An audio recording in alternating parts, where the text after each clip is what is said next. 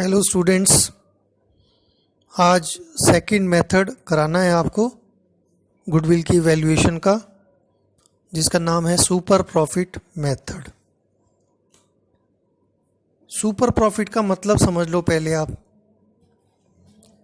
अगर हमारा actual profit normal profit से ज़्यादा हो जाए तो वो सुपर प्रॉफिट है।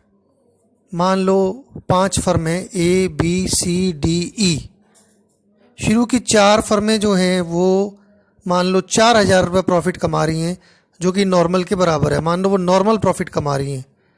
लेकिन जो 5वीं फर्म है ई, वो 6,000 रुपये प्रॉफिट कमा रही है, उसका एक्चुअल प्रॉफिट 6,000 है। और इंडस्ट्री में जितनी फर्में काम कर रही हैं उनका सबका नॉर्मल प्रॉफिट 4,000 है। तो ई फर्म 2,000 रुपये एक्स्ट्रा प्रॉफिट कमा रही है, तो ई फर्म की गुडविल मानी जाएगी। और ए से लेकर डी तक जितनी फर्में हैं उनकी गुडविल नहीं मानी जाएगी, केवल ई फर्म की गुडविल मानी जाएगी, क्योंकि उसने सुपर प्रॉफिट कमाया है। सुपर प्रॉफिट मतलब एक्चुअल प्रॉफिट अगर नॉर्मल प्रॉफिट से ज़्यादा हो जाएगा तो वो सुपर प्रॉफिट उसको हम कहेंगे। और एक्चुअल प्रॉफिट आपने पिछले मेथड में देखा, अपने एवरेज प्रॉफिट मेथड में मैंने कराया आपको। एक्चुअल प्रॉफिट पहली बात तो ट्रू होना चाहिए, फ्यूचर मेंटेनेबल प्रॉफिट होना चाहिए, यानी उसमें किसी प्रकार की एबनॉर्मलिटी नहीं होनी चाहिए। एबनॉर्मल लॉस प्लस करना है, एबनॉर्मल गेन माइनस करना है, profit on sale of asset minus करना है, इनकम टैक्स रिफंड हो गया माइनस करना है, कोई भी फ्यूचर में खर्चा होने वाला है उसे माइनस करना है, कोई फ्यूचर में इनकम होने वाली है उसे प्लस करना है, डेप्रिसिएशन ज़्यादा लगा दिया प्लस करना है, कम लगा दिया माइनस करना है। इस प्रकार अपनी सोच समझ के हिसाब से हमने प्रॉफिट ट्रू निकाल लेना है और हर ईयर के ट्रू प्रॉफिट का एवरेज कर देना है। एवरेज करने से वो एक्चुअल एवरेज प्रॉफिट हो जाएगा। एक्चुअल एवरेज प्रॉफिट यानी एपी, सिंपल हम उसे बोलेंगे एपी, एवरेज प्रॉफिट कह लो चाहे एक्चुअल प्रॉफिट कह लो। मान लो वो 1 साल का प्रॉफिट बन गया और उसमें से नॉर्मल प्रॉफिट आपने क्या करना है, माइनस करना है, सुपर प्रॉफिट आ जाएगा। सुपर प्रॉफिट को नंबर ऑफ ईयर परचेज से इंटू कर दोगे तो गुडविल आ जाएगी। तो आपको इसमें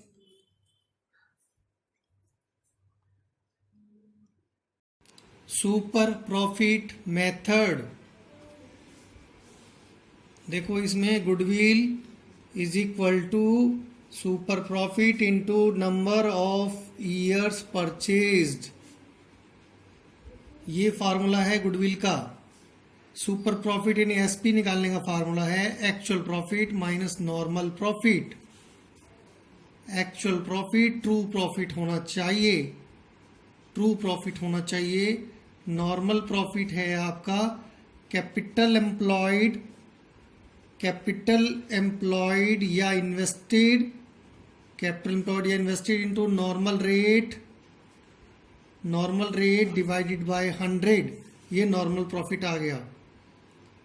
और कैपिटल एम्प्लॉयड के 2 फार्मूले हैं।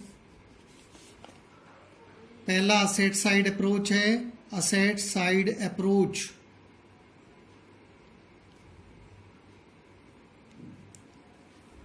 दूसरा है liability side approach, liability side approach.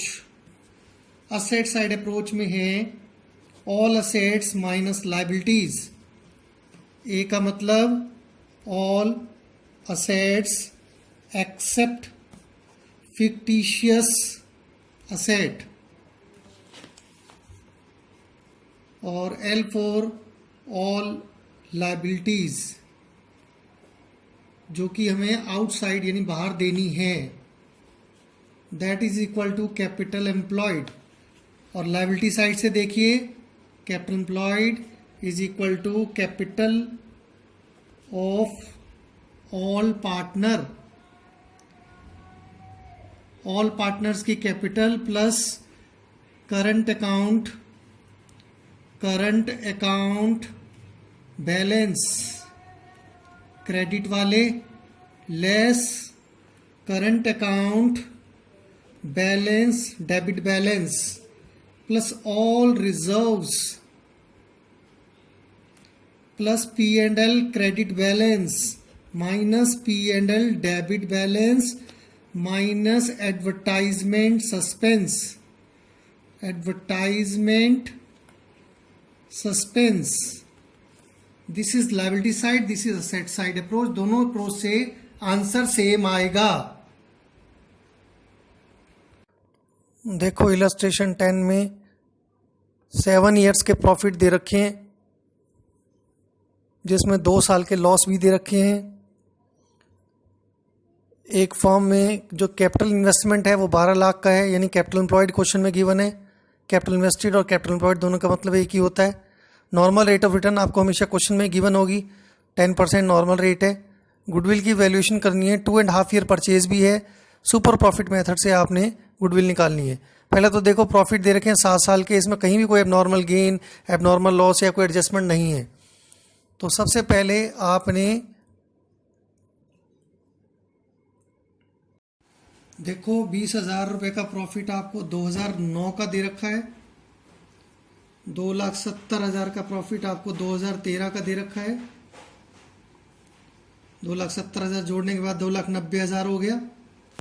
40,000 का लॉस है वो घटा दो 2011 में, 2,50,000 हो गया।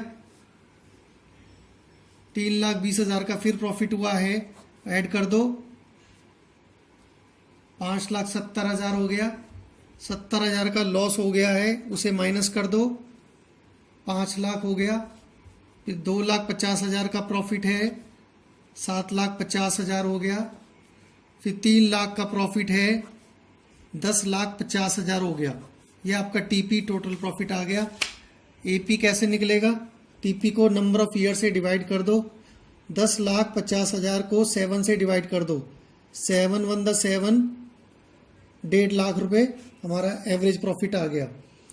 1.5 लाख रुपए एवरेज प्रॉफिट आ गया। इसके बाद नॉर्मल प्रॉफिट निकालेंगे, capital employed into normal rate upon 100। Capital employed 12 lakh की दे रखी है, नॉर्मल रेट 10% है। नॉर्मल प्रॉफिट हुआ 1,20,000। एक्चुअल प्रॉफिट में से नॉर्मल प्रॉफिट लेस करोगे, सुपर प्रॉफिट आ जाएगा। एक्चुअल प्रॉफिट है 1.5 लाख रुपए का, नॉर्मल है 1,20,000 रुपए का, 30,000 रुपए का प्रॉफिट आ गया। Goodwill is equal to super profit into में 2.5 ईयर लेके चलना है। 2.5 का मतलब कितना होता है? 5/2 और 75,000 फर्म की गुडविल आ गई। देखो 11th इलस्ट्रेशन में फर्म का जो एवरेज प्रॉफिट है वो 70,000 रुपये है। इसके अंदर 5,000 रुपये का एबनॉर्मल प्रॉफिट शामिल है, तो पहले प्रॉफिट को एक्चुअल बनाना पड़ेगा। एवरेज तो वो पहले से ही है। 70,000 में से अगर 5,000 लेस कर दोगे तो 65,000 रुपये हमारा एक्चुअल प्रॉफिट आ जाएगा, जिसे हम शॉर्ट में एपी कहते हैं। कैपिटल इन्वेस्टमेंट दे रखी है 5.5 लाख की। कैपिटल इन्वेस्टमेंट मतलब कैपिटल एम्प्लॉयड गिवन है 5.5 लाख की। नॉर्मल रेट ऑफ रिटर्न 10% है। गुडविल निकालनी है आपको सुपर प्रॉफिट का 4 टाइम्स। 4 टाइम्स मतलब 4 से आप इंटू कर दोगे लास्ट में। पहले आप सुपर प्रॉफिट निकालो, नॉर्मल प्रॉफिट निकालो, एक्चुअल प्रॉफिट निकालो।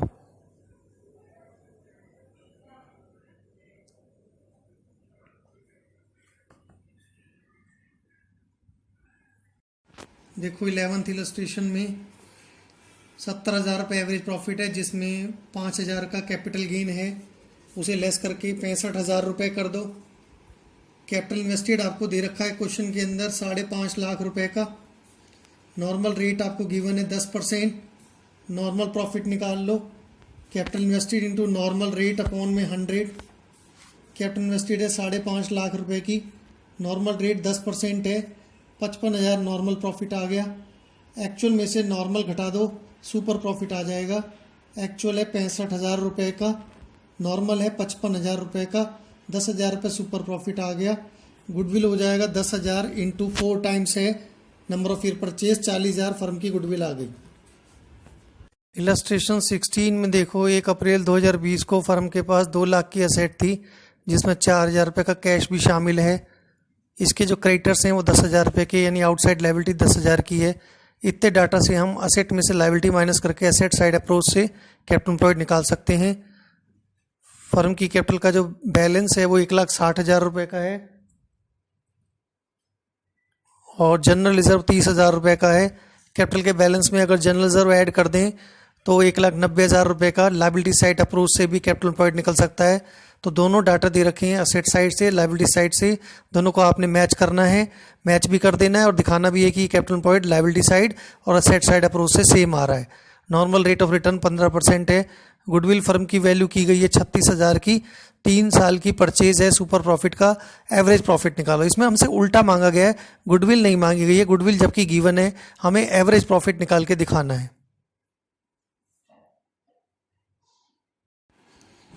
देखो 16 इलस्ट्रेशन में देखो, कैपिटल एम्प्लॉयड असेट साइड से भी निकल सकता है और लायबिलिटी साइड से भी निकल सकता है।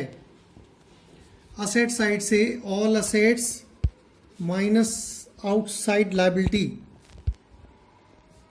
तो हमारी 2 लाख रुपए की असेट्स थी जिसमें 10,000 रुपये के क्रेडिटर्स हैं, 1,90,000 रुपये हमारा कैपिटल एम्प्लॉयड आ गया।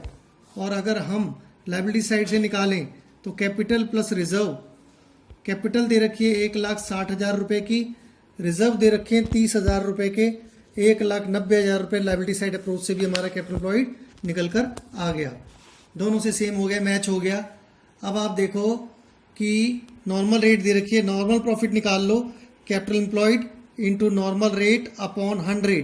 कैपिटल एम्प्लॉयड है 1,90,000 इंटू नॉर्मल रेट है 15% इंटू 100 करके 28,500 आ जाएगा। उसके बाद एक्चुअल प्रॉफिट हमें निकालना है।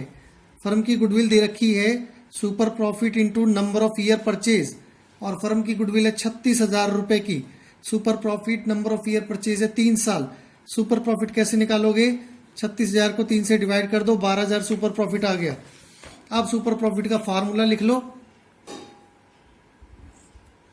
एक्चुअल प्रॉफिट माइनस में नॉर्मल प्रॉफिट। सुपर प्रॉफिट 12,000 है, एक्चुअल प्रॉफिट आपको पता नहीं है, नॉर्मल प्रॉफिट आपका 28,500 है। तो एवरेज प्रॉफिट कैसे निकालोगे? 12,000 में 28,500 प्लस कर दो, इस तरीके से 40,500 रुपये आ गया।